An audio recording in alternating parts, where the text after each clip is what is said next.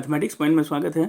और अभी जो हम लोग का टारगेट है वो मेनली टारगेट है जो 20-25 में एग्जाम नहीं है उनके लिए कुछ इंपॉर्टेंट ऑब्जेक्टिव बता रहे हैं, सिर्फ रिवीजन पॉइंट ऑफ व्यू से। ऐसे तो आप टोटल पढ़े ही हैं, लेकिन कुछ पोर्शंस को हम रिवीजन कर रहे हैं। तो चलिए स्टार्ट कर रहे हैं। कुछ लिख भी लिए हैं कि ऑब्जेक्टिव में शुरू से करवा देते हैं। लगभग आज 30 से 40 क्वेश्चन करवाते हैं, एक वीडियो में और आएगा तो 100 क्वेश्चन के लमसम हम लोग ऑब्जेक्टिव करते हैं।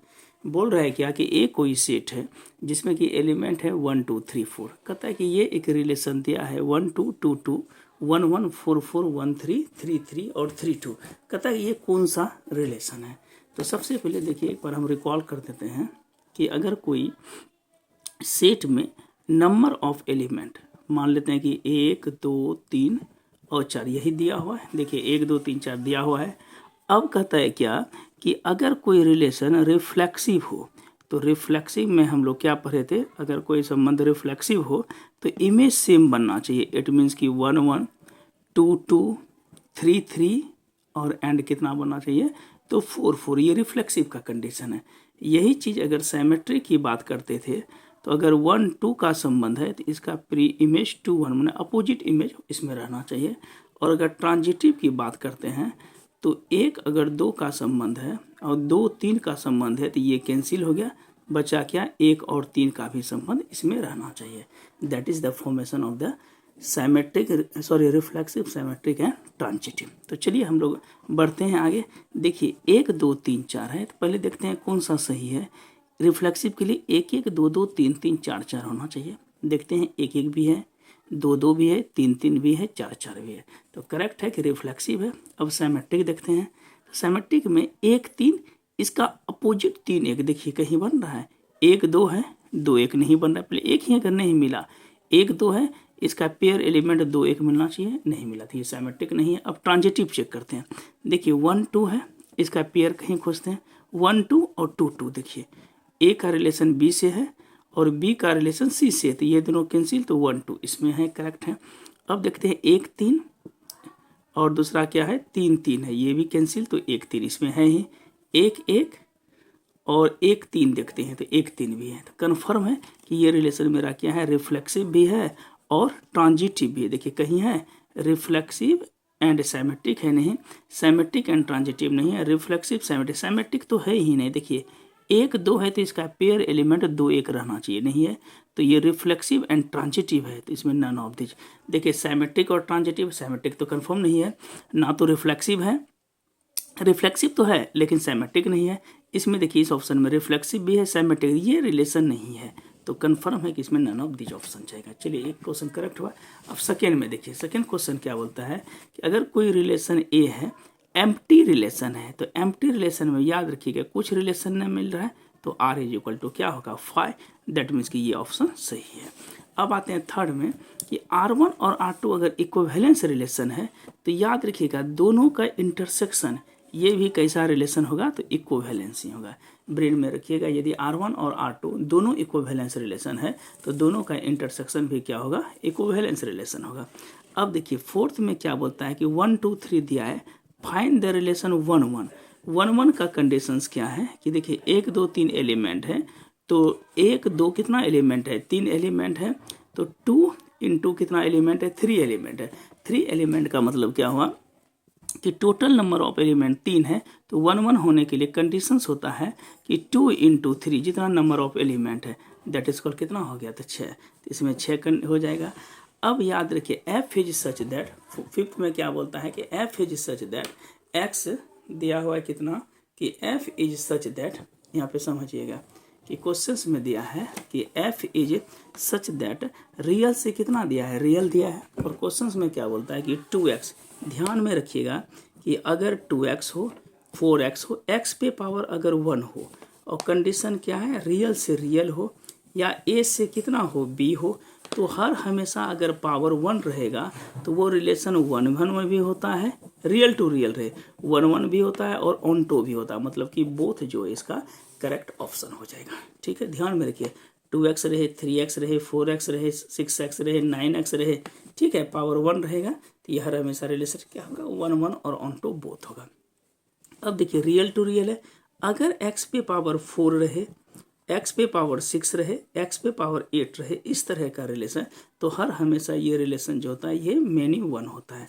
अगर पावर 2, 4, 6, 8 कुछ भी रहे तो हर हमेशा रिलेशन क्या होता है, तो ये मेनी 1 होता है। अब आते हैं 7th नंबर में। 7th में क्या बोल रहा है, ध्यान से देखिएगा कि टी जो है कोई set of all triangle in a plane, जहाँ देखिएगा सिमिलर का कंडीशन, पैरेलल का कंडीशन, इक्विवेलेंस का कंडीशन, तो ऐसा हर हमेशा रिलेशन इक्विवेलेंस होता है। Set of all triangle in a plane है, अगर इक्विवेलेंस हो, पैरेलल हो, ये सब सभी कंडीशन जो है ये कैसा है, इक्विवेलेंस का। अब 8 नंबर में आते हैं कि अगर रेंज पूछेगा साइन इनवर्स एक्स का, तो -π/2 से +π/2। याद रखिएगा अगर साइन इनवर्स का रेंज होगा तो यहाँ पे कंडीशन y होना चाहिए, ऐसा नहीं कि x देख के देखिए x वाला भी कहीं है, यहाँ पे है, ये नहीं कि x देख के ऑप्शन में y वाला जाएगा, -π/2 से +π/2। कॉस का अगर पूछेगा तो हर हमेशा क्या होगा, 0 से लेके पाई के बीच, और अगर 10 का पूछेगा तो -π/2 से लेके कितना, +π/2 के बीच में। ये ध्यान में रखिएगा।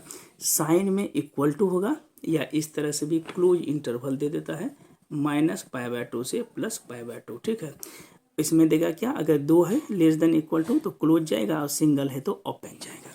अब आते हैं जी ऑपरेशन एफ। अगर जी ऑपरेशन एफ है तो इसका डायरेक्ट अपोजिट होगा एफ ऑपरेशन जी ऑपरेशन, उल्टा। जैसे ए बी का ट्रांसपोज हम क्या लिखते हैं, तो बी का ट्रांसपोज और ए का ट्रांसपोज। अब देखिए द प्रिंसिपल वैल्यू ऑफ क्या लिखा है, कॉट इनवर्स -1/3। तो देखिएगा यहाँ पे याद रखिएगा कि कॉट इनवर्स माइनस दिया है कितना, तो 1/√3। याद रखिएगा कॉट, सेक और कॉस, ये तीनों में पाई से चेंज होता है, पाई माइनस क्या हो जाएगा, कॉट इनवर्स 1/√3। चूँकि कॉट का रेंज जो है 0 और किसके बीच होता है, पाई के बीच में। अब देखिए पाई माइनस tan 30 क्या होता है, 1/√3, लेकिन कॉट देखिए tan 30 होता है, और हम लोग जानते हैं tan 60 जो होता है वो √3 होता है, तो कॉट 60 क्या होगा, 1/√3। तो कॉट 60 को लिख सकते हैं π/3, तो 3 पाई में पाया गया करता है 2π/3, मतलब कि ऑप्शन नंबर डी चल जाएगा। फिर से देखिए ऑप्शन है ये, सॉरी ये क्वेश्चन है, प्रिंसिपल वैल्यू 2π/3, ये बाय मिस्टेक हो गया।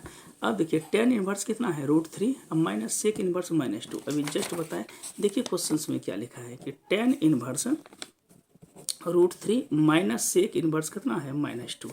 देखिए tan इनवर्स √3 जो होता है वो होता है π/3, माइनस सेक इनवर्स 2 हो जाएगा पाई माइनस π/3। चूँकि सेक 60 होता है 2, तो हम क्या लिखेंगे, π/3 माइनस 3 पाई में पाया गया कितना बचा, 2π/3, तो 3 एलसीएम हुआ, पाई माइनस 2 पाई कितना हुआ, -π/3। ये आंसर हो जाएगा -π/3, ये आंसर। अब देखिए साइन इनवर्स 2x √1 - x², ये फॉर्मूला ही होता है 2 साइन इनवर्स x, ठीक। चलिए आगे बढ़ते हैं। इसमें देखिए sine inverse 2x √1 - x² formula होता है 2 साइन इनवर्स x। अब देखिए 3 कॉस इनवर्स x, इसका फॉर्मूला होता है कॉस इनवर्स 3x - 4x³। लेकिन अगर यही चीज़ रहेगा कि 3 साइन इनवर्स x, तो इसका फॉर्मूला होता है साइन इनवर्स 3x, सॉरी नहीं यहाँ पे गलती हो गया, 3 कॉस इनवर्स x का होगा 4 कॉस इनवर्स 4x³ - 3x, ठीक है। लेकिन साइन इनवर्स का होगा साइन इनवर्स 3x - 4x³, ठीक है। यहाँ पे ध्यान में रखिएगा 3 कॉस इनवर्स का होगा कॉस इनवर्स 4x³, चूँकि कॉस 3 थीटा साइन 3 थीटा का फॉर्मूला होता है 3 sine theta - 4 sine cube theta, ठीक है। और कॉस थीटा का होता है कॉस 3 थीटा का फॉर्मूला होता है 4 cos cube theta - 3 cos theta. चलिए अब देखिए साइन इनवर्स कितना, साइन π/3, यहाँ पे समझिएगा कितना दिया है, साइन π/3 माइनस, अब देखिए साइन इनवर्स -½ है, चूँकि हम लोग जानते हैं साइन इनवर्स -θ क्या होता है, माइनस साइन इनवर्स θ, तो माइनस माइनस क्या हो जाएगा प्लस। साइन इनवर्स ½ का वैल्यू होता है π/6 30 डिग्री, तो 3 और 6 का एलसीएम कितना हुआ 6, तो 2π + π कितना हो जाएगा 3π/6, कटा देंगे तो π/2। साइन 90 का मान देखिए कितना होता है, साइन 90 हम लोग क्या जानते हैं 1 होता है। अब देखिए साइन इनवर्स साइन 3π/5, यहाँ पे समझिएगा पाई का मान क्या होता है 180, 180 अगर डिवाइड करते हैं 5 से तो 36 बार में 36 × 3 करते हैं तो 108 हो जाता है, रेंज से बाहर चला जाता है। जब रेंज से बाहर चला जाएगा इसमें देखिए क्या लिखते हैं, हम लोग का पास सवाल क्या दिया है, साइन इनवर्स साइन 3π/5 है, ठीक।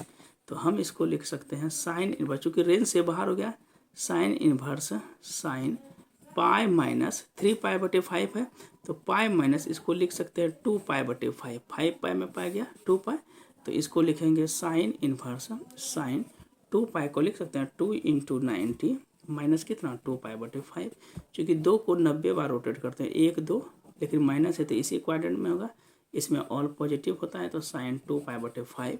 तो अब देखिए साइन 2 गुना पाई का मान 180/5 क्या बार में कटेगा 36 गुना 72 डिग्री, मतलब इन रेंज में है, इन रेंज में है, तो ये इसका आंसर क्या हो जाएगा 2π/5। अब देखिए sine inverse 2 plus cos inverse 2, याद रखिएगा अगर दोनों का एंगल सेम हो, एक्स हो हाफ हो 3 हो, तो हर हमेशा रिजल्ट क्या होता है π/2 ही होता है। तो एक बार इसको अच्छे से आप सभी क्वेश्चंस का स्क्रीनशॉट ले लीजिए, आंसर सबका बता दिए हैं 5 तक, 5 के बाद इस जगह लिखिए 20 तक, 10 तक, 10 के बाद ये पोर्शन। सिर्फ एक बार फास्ट में रिवीजन करवा देते हैं, पढ़े तो सब है ही हैं सिर्फ। देखिए इसमें क्या लिखे हैं, अगर लिखा है कि A बराबर AIJ, कोई अगर स्क्वायर मैट्रिक्स हो, स्क्वायर में क्या पढ़े हैं रो बराबर कॉलम, A प्लस माइनस ए या माइनस ए प्लस ए बराबर अगर 0 हो जाए, तो हर हमेशा ये प्लस का क्या हो रहा है माइनस, तो ये हो जाएगा एग्जिस्टेंस ऑफ कैसा, तो additive inverse, existence of additive inverse. और याद रखिएगा कि A प्लस अगर 0 लिखे या 0 प्लस ये नल मैट्रिक्स से बराबर A हो जाए, तो ये होगा एग्जिस्टेंस ऑफ आइडेंटिटी। अब यहाँ पे देखिए AIJ बराबर AJI हो, तो इस तरह का मैट्रिक्स याद रखिएगा हर हमेशा क्या होगा, तो साइमेट्रिक होगा। और इस क्यू में क्या होता है कि AIJ बराबर माइनस AJI होना चाहिए, AIJ बराबर माइनस AJI इस क्यू में। साइमेट्रिक में क्या होता है AIJ बराबर AJI। A और B साइमेट्रिक मैट्रिक्स है, तो याद रखिएगा दोनों का जो माइनस होगा वो इस क्यू साइमेट्रिक होगा, और अगर प्लस देगा तो साइमेट्रिक होगा।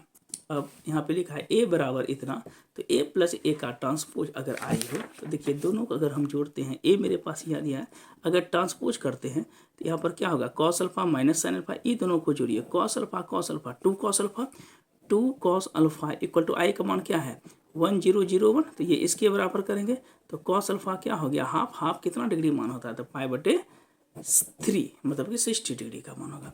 A और B अगर बोथ साइमेट्रिक और स्क्यू साइमेट्रिक हो, तो हर हमेशा ये मैट्रिक्स कैसा होता है नल या जीरो मैट्रिक्स होता है।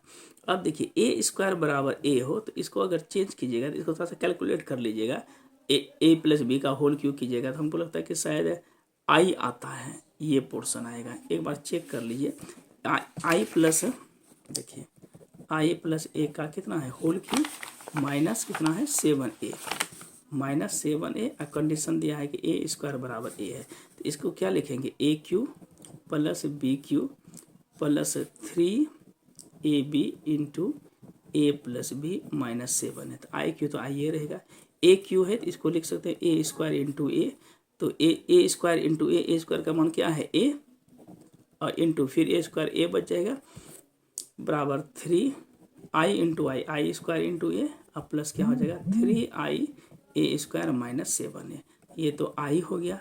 इसमें क्या लिखेंगे फिर A स्क्वायर प्लस ये क्या होगा 3I का मान तो 1 ही होता है, I ही रखते हैं A plus 3I A square का मान क्या लिखेंगे A माइनस 7 है। अब देखिए A स्क्वायर का मान क्या हो जाएगा A 3I है, I का मान 1 होता है, तो ये भी 3 हुआ, 3 3 6 प्लस 1 7 माइनस 7 है, ये सब कैंसिल हो जाएगा, तो रिजल्ट मेरा क्या बचेगा I। तो इसमें हमको आंसर क्या हो जाएगा I बोले थे। अब इस जगह देखिए इवेलुएट का तय करने के लिए कितना रिजल्ट होगा, तो सिंपल 1 लेंगे, ये कट हो जाएगा, ठीक है, फिर -2 रखेंगे और फिर 4 रखेंगे, तो जो रिजल्ट आ जाएगा इसमें मार दीजिएगा। अब देखिए यहाँ पे इसको गुना करते हैं, x इंटू एक्स क्या हो जाएगा x इंटू एक्स करेंगे, तो ये रिजल्ट होगा एक्स स्क्वायर माइनस 18 गुना 2 36 इज इक्वल टू 6 गुना 6 क्या होगा 36 माइनस 36 कट गया तो 0 हो गया, तो एक्स स्क्वायर बराबर 36, तो x का मान क्या हो जाएगा प्लस माइनस 6। तो आंसर क्या है देखिए प्लस माइनस 6 है, हाँ प्लस माइनस 6 है। अब देखिए कोई भी अगर स्क्वायर मैट्रिक्स है, इसका एरिया ऑफ ट्रायंगल कितना दिया है 35।